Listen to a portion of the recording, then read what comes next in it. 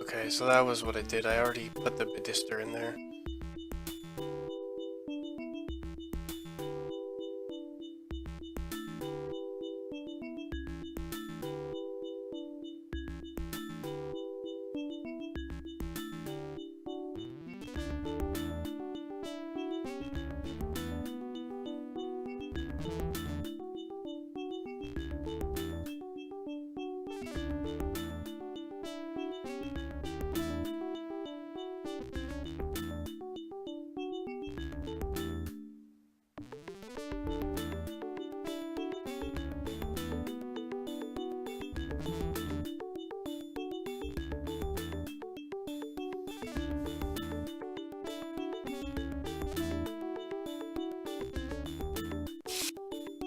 My god.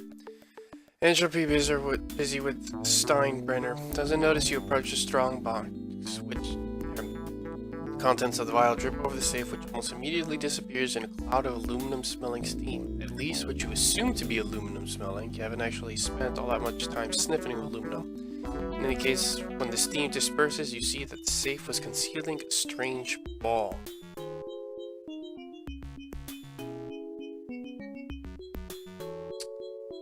Wow, this is the first time one of the missions actually required you to go to Entropy first. And it didn't say that safe was made of aluminum, so whatever. Okay, no, I don't need to be here.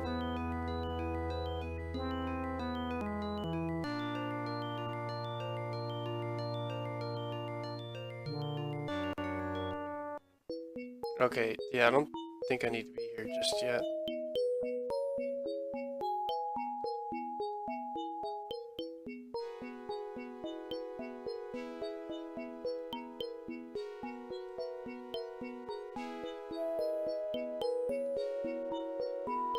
A buzz like a muffled alarm comes from deep within the canister. Okay, I guess that didn't work.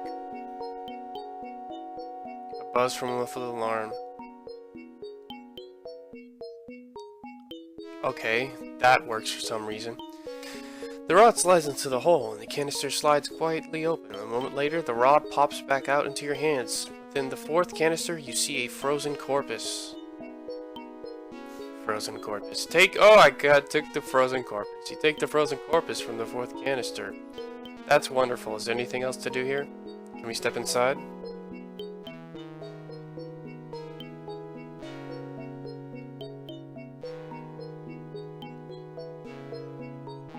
The canister refuses to close.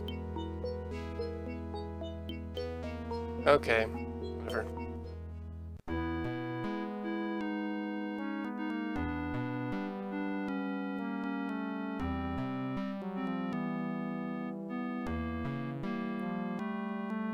Hey, Dick Clark. I got your ball.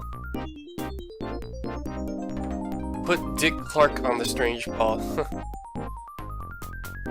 the balls on the dick. You found the missing ball, men. Call off the extremely destructive riots and let's celebrate with a dance marathon. And you, superhero, step over to our winner circle. Which one of you is going to receive the clues and which one is going to receive? It's going to give the clues and which one's going to receive them. Or you can answer. The dance marathon begins. Dick heads off to judge it. As he departs, an ochre-colored Bedister drops out of the ball and lands at your feet. All members of the party gain 1600 experience. There it is.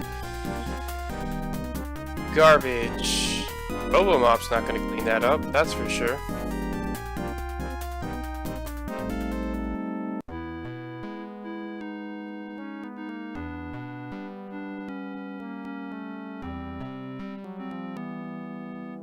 Not really much of a shortcut, but hey. Oh no, I can just go to entropy now. I got all the bedisters. I don't know what a bedister is, but I need it.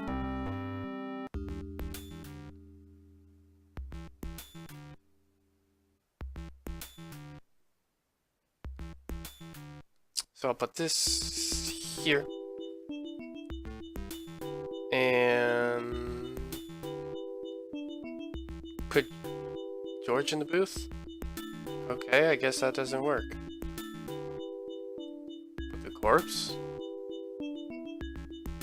Sure, alright, close the booth.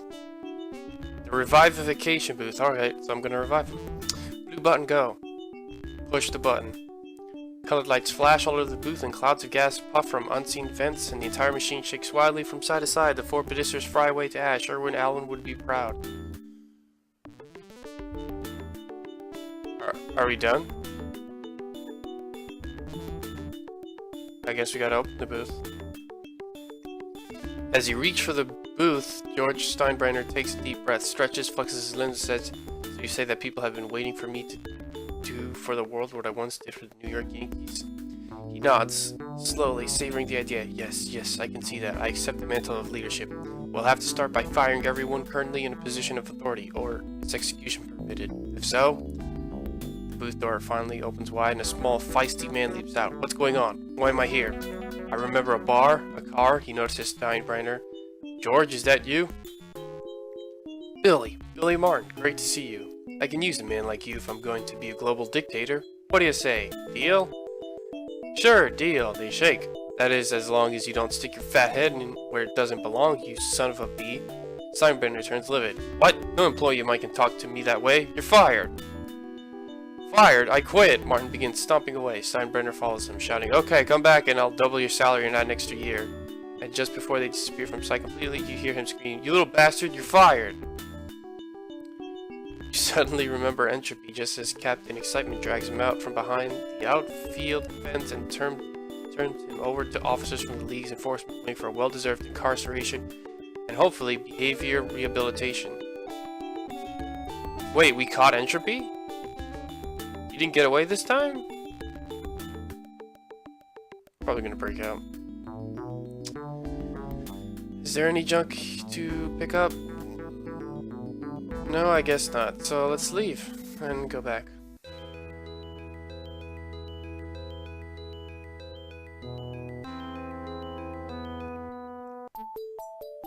See a storage cabin here. The voice of Matilda whispers huskily from the intercom. Congratulations on the successful completion of mission. Stoplight! Voice of Matilda whispers huskily from the intercom. Congratulations on the successful completion of mission. Robin's egg. Da-da-da! This communication just in from the commissioner of the Superhero League of Hoboken. He's hereby promoted to a level 5 league. All members are rewarded 6,205 experience points, a grant of $1,250K accompanies this promotion. Maximum party size is now 8. Cheers are up from lunchroom. Shredderman advances. King Midas advances. Mademoiselle Pepperoni advances. Yeah, they all advance. 4 months later. Superheroes mill around the HQ, battling ennui. Matilda's voice announces that a new set of missions is now available. Alright, our party goes to 8, right? So I can, get King Midas. There we go, Adam. He's the only one I want. I don't care about either of you two. But, oh no, he has equipment, so we're done here.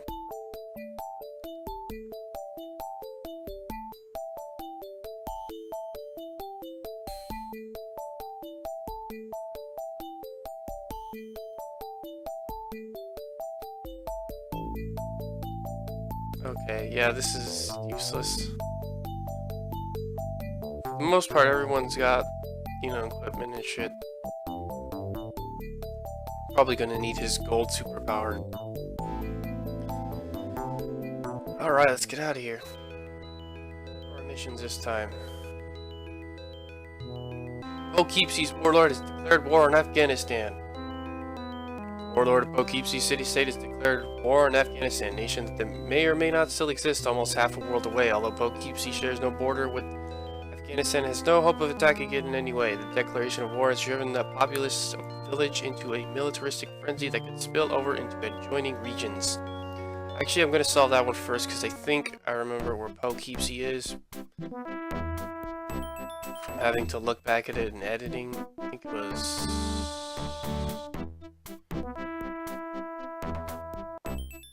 No, this is where the Yonkers Raceway. Wow, he didn't go that far. It's there and then there. It was like... Subway somewhere. Actually, was it here? Wow, that didn't look like a subway, but it looked like a tower, but okay. Alright. Thank you. We'll be leaving now. Yeah, I explored this area. So, he's probably way over here. Yep, that's right.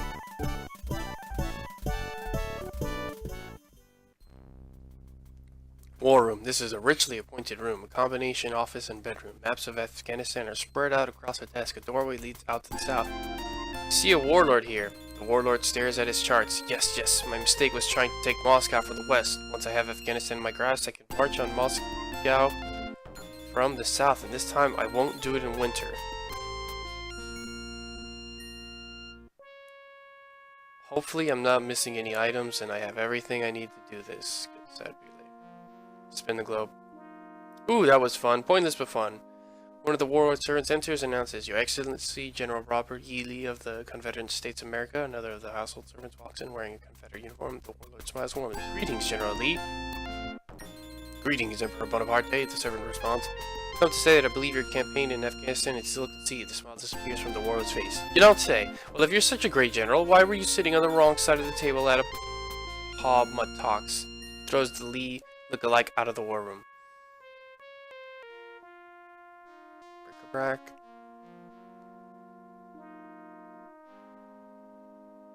Nothing. Colognes, picture frames, other stuff. Nothing useful. Once the Khyber passes under my control, muses the warlord, the Orient will tremble at my doorstep.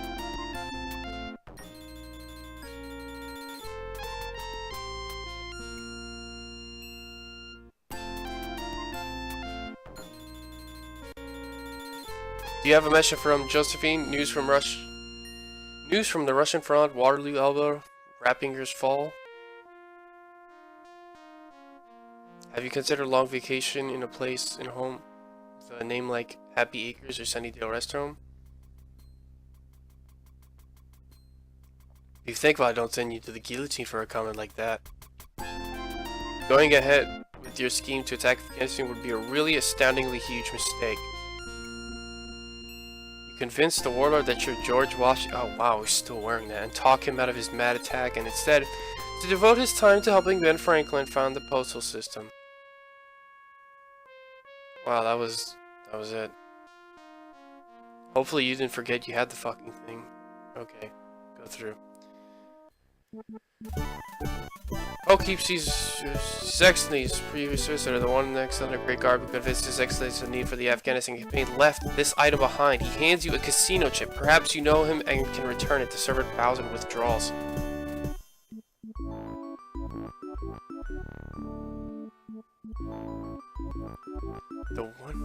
The Alexander the Great Guard who convinced His Excellency of the need for the Afghanistan campaign. Okay. Casino chips. Alright.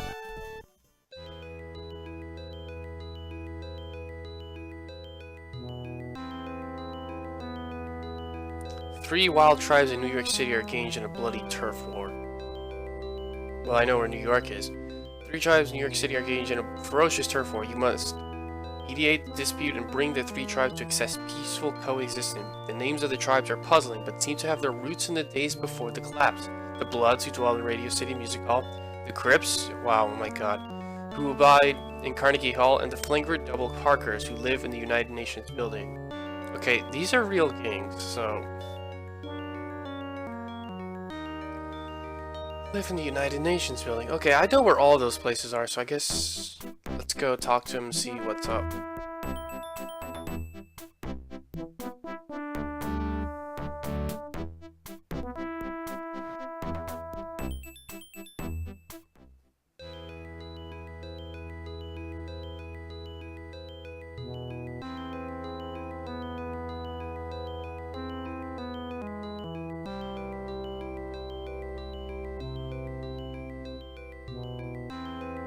Yes.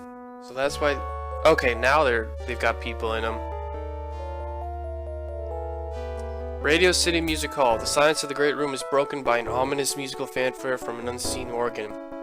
Slowly, hundreds of people wearing primitive tribal makeup creep into view. They are dressed, men and women alike, in costumes plundered from the storerooms of the music hall.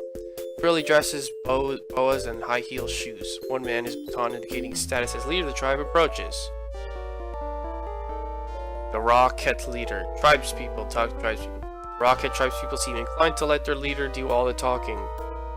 Boobs.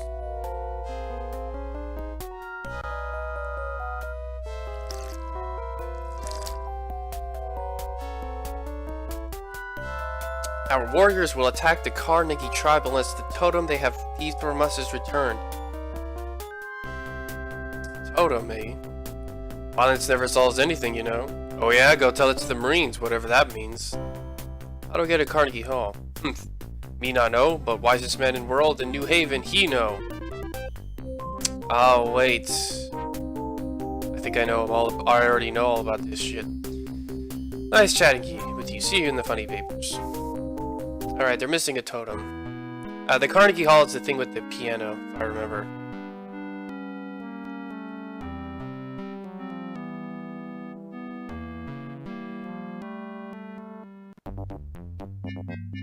Oh, hold up, okay. United Nations building. With the suddenness of ketchup finally coming out of a bottle, every hiding place and cranny in the room erupts with tribesmen wearing tattered clothing plundered generations ago from the finest department stores of Manhattan. The tallest and strongest of the tribesmen, clearly the leader, strides over and stops a foot away from you, staring at you inscrutably. Yeah, the UN tribespeople seem inclined to let their leader do all the talking. Okay, these are UNs. Talk to you UN later. We will war with Carnegie tribe unless our stolen totem is restored to us. In a rather bizarre gesture that must have some tribal significance. He bangs his shoe on the table. But war is harmful to children and other living things. Bah, you talk like some of the mothers who think that our sacred totem isn't valuable enough to send their 9-year-olds into battle for. How do I get to Carnegie Hall? But in New Haven you find the wisest man in the world, he know. We'll be going now. Don't take any wooden nickels.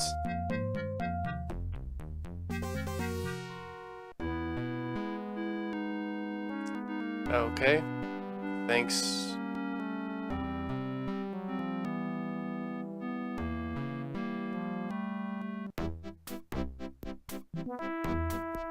Was it straight ahead? Yeah, I think so. Then you go to the yellow.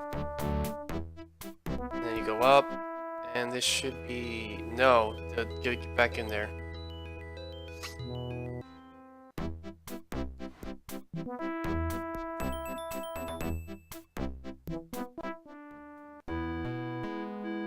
Crap.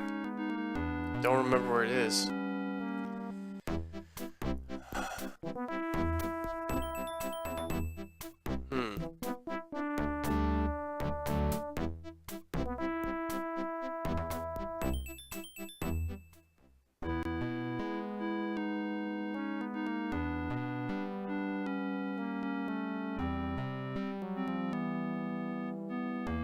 Okay, this is the Empire State Building. That was just the Grand Central Station.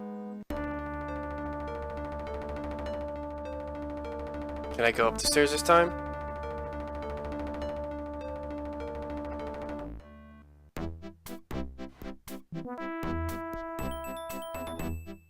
New Haven Tube Station, okay. Alright, then yeah, I know how to get to Carnegie Hall.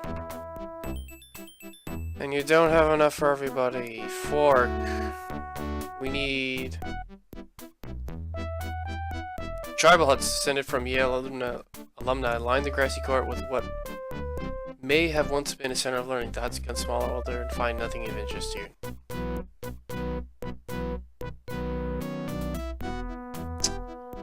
Oh, I need power pills. God dang. So we need to find a shop.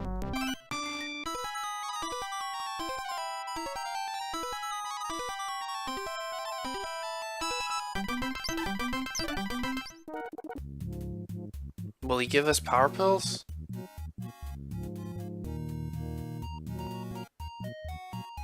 Restock our provisions.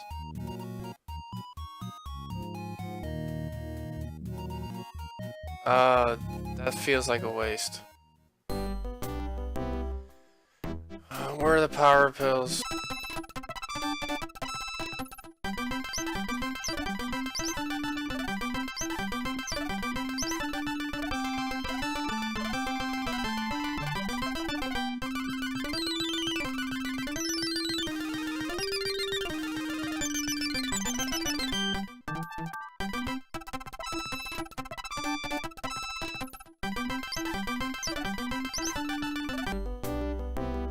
Maybe it's headquarters. Wait, actually, let's just go back and see what that... Put animals asleep? Might as well buy it. Brains by 5. Brawn by 5. Sure, why not? I have money.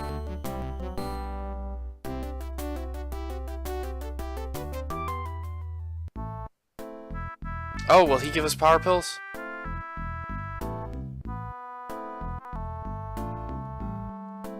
Shoot.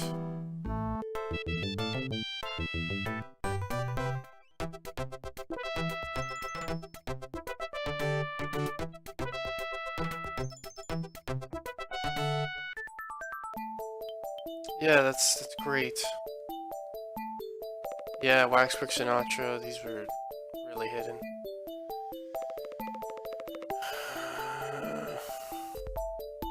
Oh my god.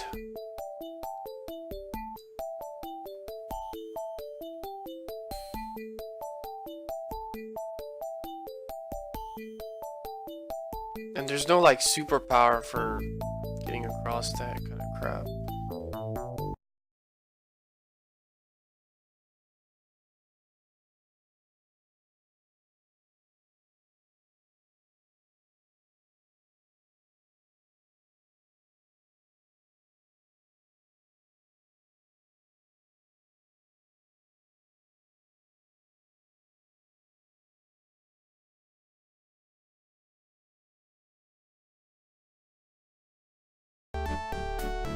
Well, let's do another mission.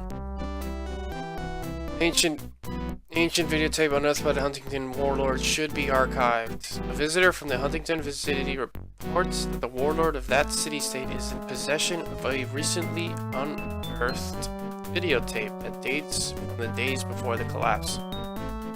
Such a valuable relic of the ancient times should not be privately held. It must be procured and delivered to the Firestone Library at Princeton for safekeeping. So just go to the Huntington Warlord, get in. That's it?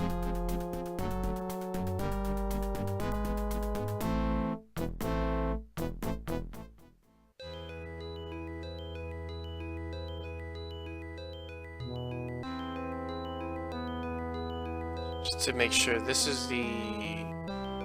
Is this the Firestone Library? Yes, it is. So let me talk to him.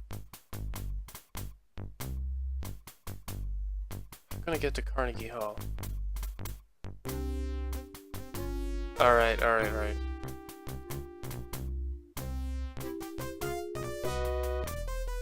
So what? It's called a Firestone Library, but it doesn't actually say that.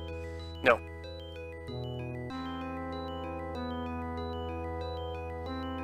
So we need to find the Huntington Warlord Mansion. Is it this? Piscataway. Don't need it.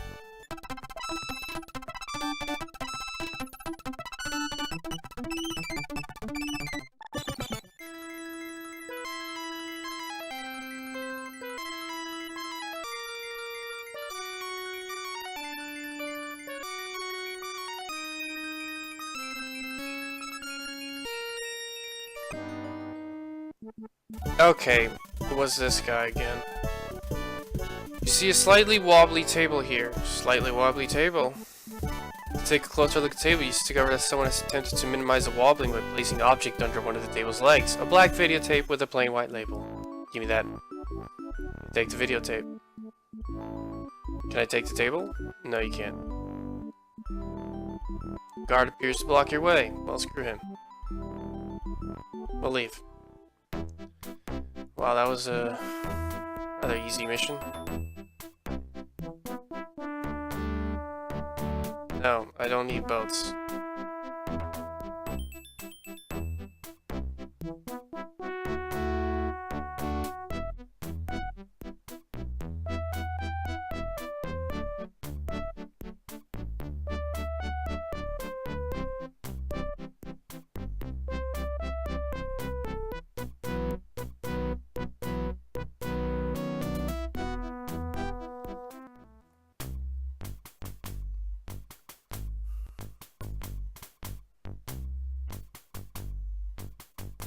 What the f... Hey, moron!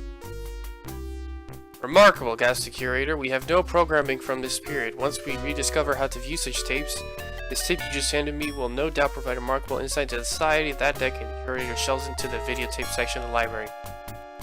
Right next to the tapes labeled Space 1999, Episode 13, The Alex Trebek Variety Hour, 4/7/1997, and Parts 3 and 4 of the David Koresh miniseries. Did you realize that this chip was wedged into the tape mechanism? The curator tosses you a casino chip. All members of the party game, whatever. King Midas advances. Alright, that's 2 for 2. I'm sorry, that's 2 for 3. Okay. The Freehold Shaman is behaving unethically. A serious problem is undermining the social order in Freehold. The village shaman is overbilling and recommending unnecessary diagnostic procedures. The shaman must be shown the error of his ways before the state's economy collapses.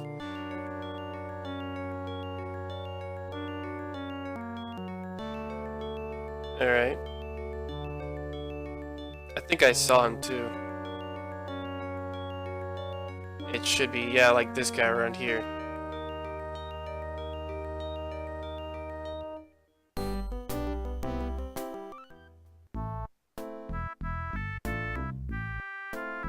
Don't you realize the importance of affordable healthcare? The shaman explains that he had to raise his rates because of the increase in the price of medical equipment, stethoscopes, cauldrons, etc. You wouldn't believe what the local hardware merchant is charging for a new MRI unit or for a pair of leech tongs. He exhorts you to begin to appreciate the scope and complexity of the problem. It looks like a visit to a hardware merchant is in order. Okay.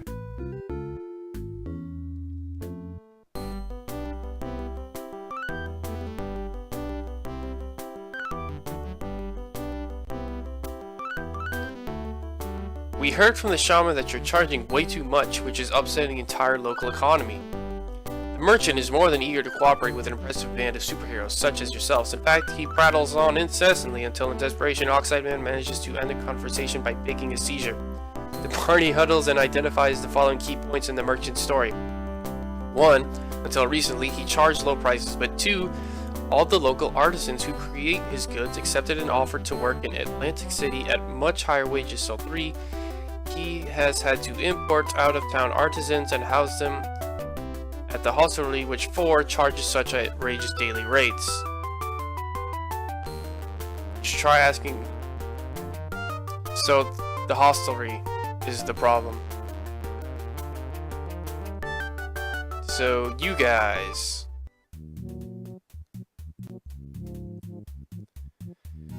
Greeting travelers, plenty of vacancies. Heated pool, use your own risk, antifungal suits available for nominal rental fee, free color TV, extra charge for picture tube and antenna. Hardware merchant claims you've recently begun charging outlandish high prices. You keep a response with vague talk about expenses. What do you mean expenses? You know, expenses. No, I don't know. What are you talking about? Okay, look, I'm only a man. I have certain needs, just like any man. He winks at you. Now do you understand? Or, no, you completely lost me. He's talking about the... You keep your looks saturated. The brothel, man, the brothel. The prices are astronomical. Oh.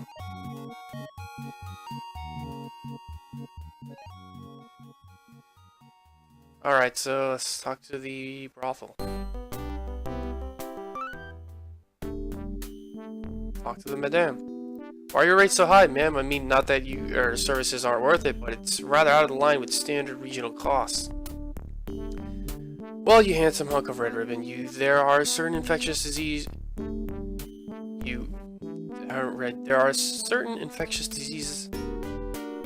are occupational hazards for us. They can be cured, of course, but lately our local shaman has been charging a fortune.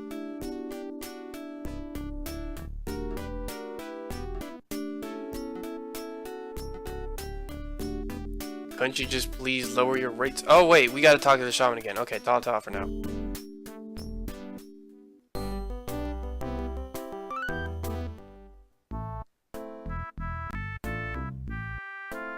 Your high prices are particularly onerous to the ladies of the brothel. Perhaps you could relieve their frontline stresses by establishing a barter system with them, trading your services for theirs. The shaman considers your proposal. Yes, I could accept such an arrangement, but they have any Ecuadorian ladies? I'm only interested in Ecuadorian ladies.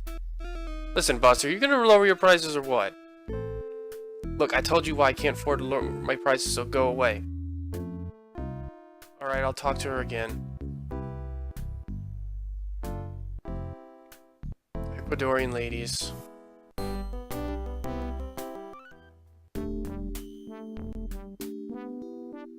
The shaman has tentatively agreed to a barter. His services in exchange for yours is just one catch. He has a fetish for Ecuadorian women. Well, we do have an Ecuadorian, but she is leaving. This climate is much too cold for her. Can't we work something out between you and the shaman? Wait, it's cold for her. The arrangements with the shaman just won't work. Juanita won't stay up north very much longer. She's always chilly.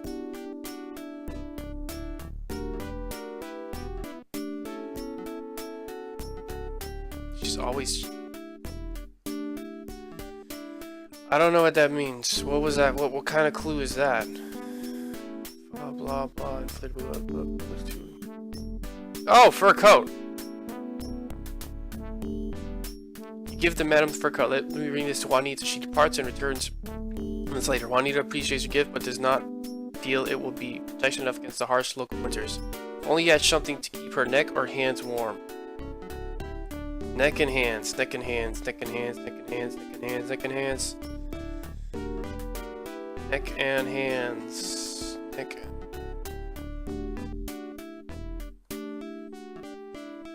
Only she had something for her neck and hands. I need a scarf or gloves.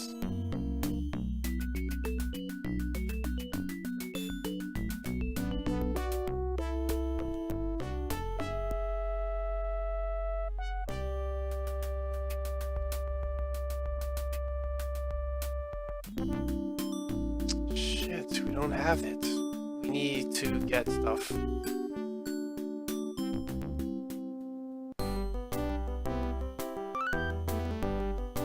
So that mission was almost complete. We just need scarf and gloves. Alright, mission.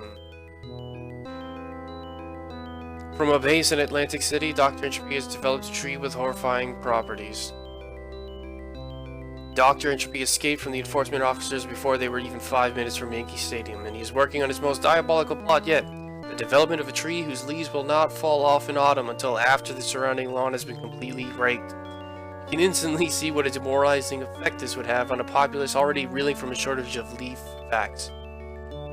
Entropy must be stymied before you can introduce this monstrosity into the ecosystem. Entropy appears to be based atop a casino at Atlantic City, accessible by tube car from several points.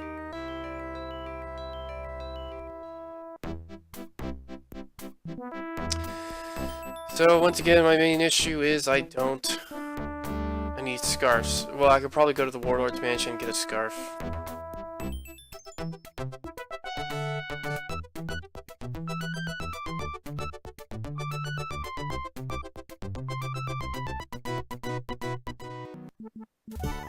Scarf, gloves, scarf, gloves, scarf, gloves.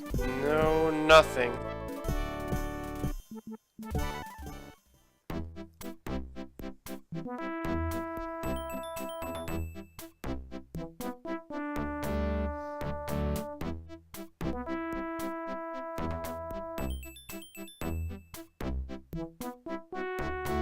Okay, I could look in every Warlord Mansion, but that would be a little tedious, so I don't know.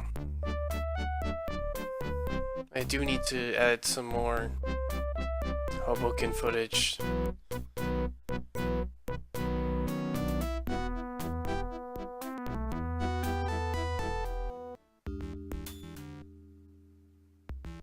Oh no, this is where... This is not Yonkers Raceway. This is where we got the horse thing.